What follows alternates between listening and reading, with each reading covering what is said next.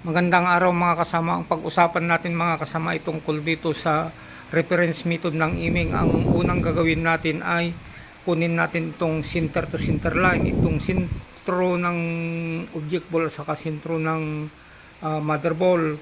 Pagkatapos kukunin natin itong contact point papunta dito kasi dito natin ipapasok mga kasama. Ngayon kukunin natin yung sinasabi kong pagkunan ng reference. Ang reference dito kasi half ball hit ito, itong sentro dito ng object ball at saka sa gilid ng mother ball. Maski sana ngayon dito natin kukunin itong reference dito sa object ball.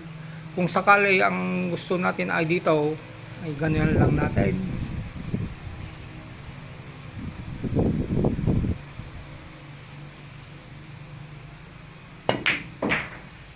Ganyan lang mga kasama ang paggawa dito. Kaya madalay ang paggawa dito para wala kang sinisipat mga kasama, magaan. Sige, pag-aralan ninyo mga kasama.